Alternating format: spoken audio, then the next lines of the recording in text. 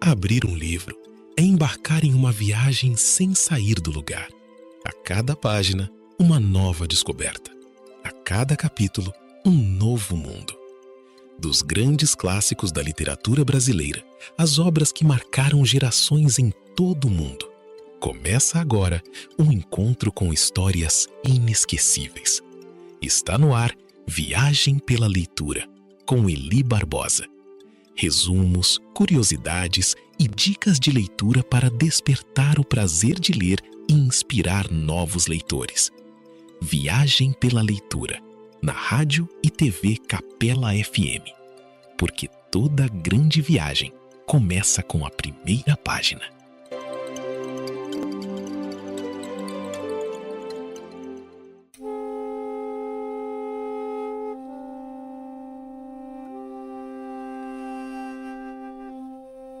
Sou Eli Barbosa e hoje nós vamos falar sobre o livro Odisseia, que inclusive está em cartaz nos cinemas. A bagaça começou. E aí, pessoal, já se perguntou por que todo mundo fala de uma tal viagem quando a vida vira uma bagunça? Pois é, hoje a gente vai trocar ideias sobre a Odisseia, a mãe de todas as histórias de perrengue de volta para casa. Escrita pelo cara dos olhos de lince, Homero, ou quem quer que tenha cantado esses versos milenares.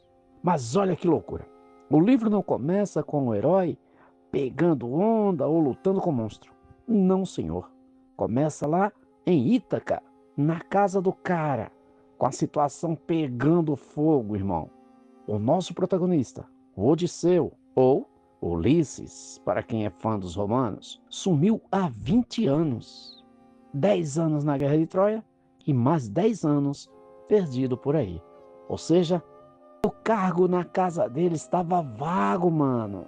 E ele tinha uma mulher linda. E aí, os pretendentes a casar-se com essa mulher estavam ouriçados. E o que tem na casa dele? Um monte de pretendentes, entre aspas, folgados, instalados na sala, comendo a comida do cara, assediando a esposa dele, a Penélope, belíssima, e achando que o dono da casa não iria voltar nunca mais. É aí que entra o filhão dele, o Telêmaco, empurrado pela deusa Atena, que é tipo a fada madrinha mais irada da mitologia. O guri cria coragem, levanta da cadeira e vai viajar para buscar notícias do pai. Essa primeira parte é só um aquecimento, que a gente chama de telemaquia. Sabe qual é a grande sacada aqui? O Ulisses não é o grandão, fortão de espada pesada. A arma secreta dele é a cabeça, é a malandragem, a astúcia, a estratégia. E o Telêmaco aprende que, para ser homem naquela época, não basta empunhar lança, ser fortão, ser bom de briga.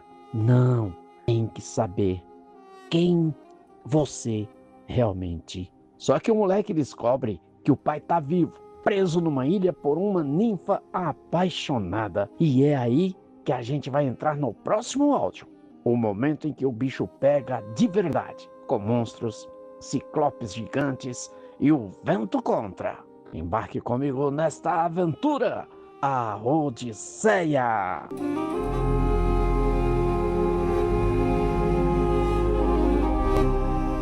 Abra um livro, abra a mente, descubra novos mundos. Viagem pela Leitura, com o professor Eli Barbosa, na Capela FM.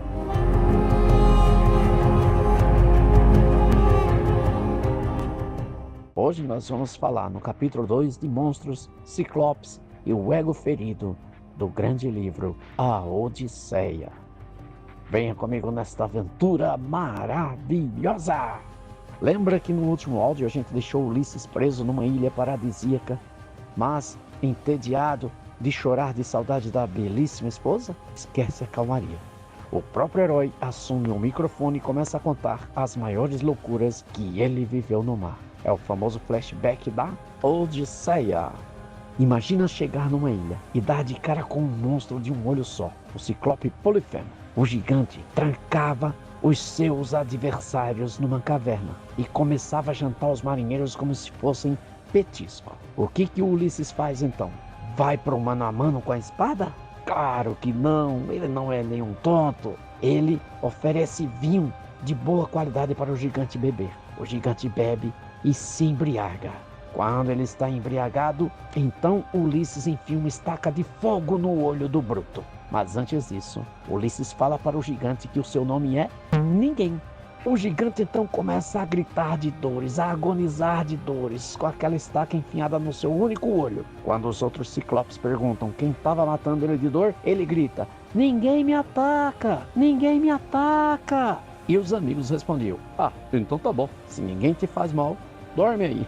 É um gênio do crime esse Ulisses, não é mesmo? Mas aí entra o calcanhar de Aquiles do nosso herói, o ego. Na hora de fugir no navio, Ulisses grita o seu próprio nome para o monstro, achando que o Cleos, ou seja, a glória dele, precisava ser reconhecida por todos. O que ele não esperava é que o Polifemo era filho de quem?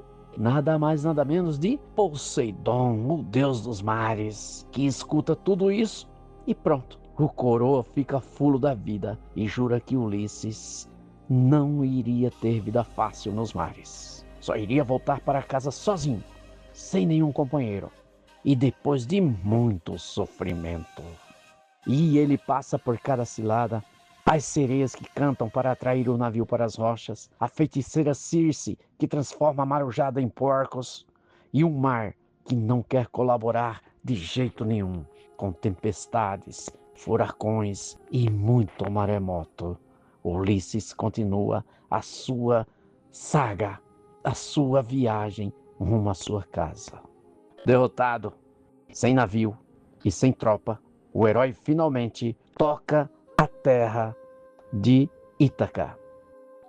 Mas ele não pode chegar batendo no peito. No próximo áudio, vamos ver o que acontece. O rei vira mendigo na sua própria casa. Não perca o próximo capítulo de A Odisseia.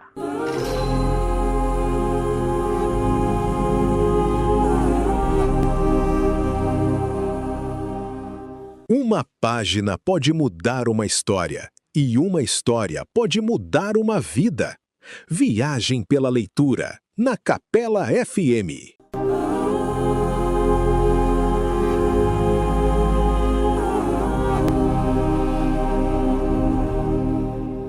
Neste capítulo 3, nós vamos falar a respeito do Rei Mendigo e a teia de Penélope. Vem comigo! O herói mais temido do mar chega em casa, mas ninguém reconhece o cara. Depois de muitas aventuras, muitas mortes, Ulisses chega sozinho em casa, depois de ter vencido Poseidon e o seu mar bravio. Mas por que ele não é reconhecido? Porque a deusa Atena chega nele e diz: "Meu irmão, se você entrar chutando a porta, eles vão te matar." Então, ela transforma Ulisses em um velho maltrapilho com cara de mendigo faminto. E enquanto ele andava por aí sofrendo, o que a patroa estava fazendo? Sua bela esposa, a Penélope, virou lenda da resiliência. Para enrolar os pretendentes folgados que queriam roubar o trono de Ulisses, ela dizia que só ia escolher um novo marido quando terminasse de tecer uma mortalha para o sogro. E o que ela fazia de noite? Ela desmanchava tudo que ela tecia de dia. Uma estratégia de marketing digna de aplausos. O Ulisses, então, disfarçado de pedinte, entra no próprio palácio. Ele vê a humilhação, conversa com a esposa sem se revelar, testando a lealdade dela, chora escondido e aguenta desaforo de empregado traidor e pretendente mimado. É um teste psicológico pesado. O rei precisa engolir o orgulho para conseguir justiça. Lembra que Ulisses era, na verdade, uma pessoa que tinha o ego inflado? Agora, com essa estratégia, ele tinha que engolir todo o seu ego, se passar por uma pessoa humilde e escutar os mais desaforos de seus empregados. Até que a Penélope solta o desafio definitivo em conseguir envergar o arco gigante do próprio Ulisses e mandar uma flecha por dentro de 12 argolas de machado alinhadas, ganha a mão dela. Todos os folgados tentam, nenhum nem chega perto com aquele arco duro. É aí que o velho mendigo pede para tentar. O final dessa linha cruzada de sangue e acerto de contas é explosivo. No nosso último áudio, a gente vai resolver essa conta de 20 anos. Será que Ulisses consegue acertar essa flecha? Será que ele vai se revelar para Penélope e todos os que ali estão? Como agirá Ulisses? E Penélope, o que dirá desses 20 anos de aventuras? Não perca o quarto e último episódio de A Odisseia. Conseguirá o nosso herói sair vivo desta aventura? Não percam.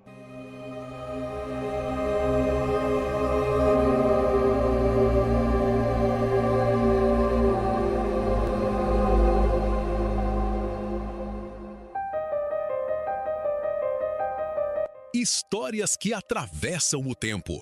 Palavras que ficam para sempre.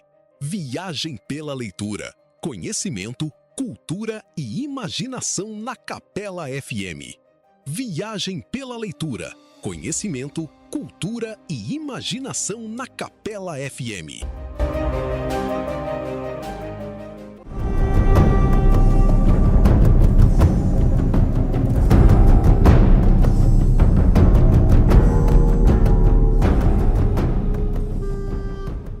Vamos para o capítulo 4 do livro A Odisseia. Neste áudio nós falaremos sobre a vingança e o significado de chegar em casa para Ulisses. Você sabe que no último áudio nós deixamos ali aquele mendigo maltrapilho se oferecendo para vencer aquele teste que Penélope tinha deixado para os seus pretendentes. Ninguém acreditava que um mendigo conseguiria vencer aquele desafio. Então, o mendigo pega o arco e o silêncio na sala do palácio é total. Ninguém respira. Todos estão atônitos, incrédulos com a audácia daquele mendigo, onde muitos outros não conseguiam. Como poderia aquele simples mendigo vencer aquele desafio? Pois bem, ele estica a corda com uma facilidade absurda. Todos se espantam. Respira fundo. Solta a flecha que voa rasgando o ar e passa limpa pelas 12 argolas. Suspense geral na sala. Todos de boca aberta. Penélope olha intrigado para aquele mendigo. E no mesmo segundo, o disfarce cai. Ulisses finalmente está de volta. O que acontece a seguir é um acerto de contas histórico. Junto com o filho Telêmaco e 2 servos fiéis, Ulisses limpa a casa de todos os pretendentes e invasores. Não sobra um só para contar a história. É o triunfo da inteligência, da paciência, da sagacidade e da ordem restaurada. Mas o livro não acaba num banho de sangue. A cena mais bonita é quando ele finalmente se senta de frente para a belíssima Penélope. Ela ainda fica desconfiada, testa o marido com detalhes sobre a cama deles que só os dois conheciam. E aí sim, o abraço acontece. Aquele beijo profundo e saudoso acontece finalmente, depois de 20 anos de aventuras no mar, de monstros e cicatrizes resumidos num ato lindo de amor. Por isso que a Odisseia continua viva nos cinemas, nos livros e na nossa cabeça. Porque Ítaca, o destino final, não é só um lugar geográfico. É a nossa busca por sentido, por quem a gente é depois que a vida tenta nos destruir.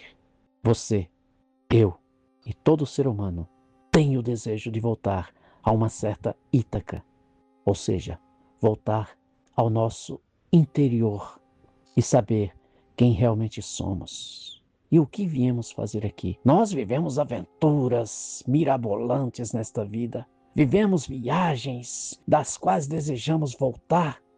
E aí, você já voltou para a sua Ítaca? Já se descobriu quem realmente é? Um abraço e até a próxima!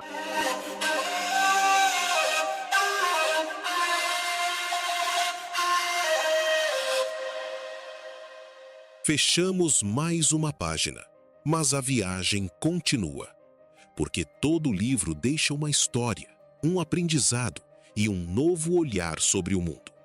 Viagem pela leitura, com Eli Barbosa.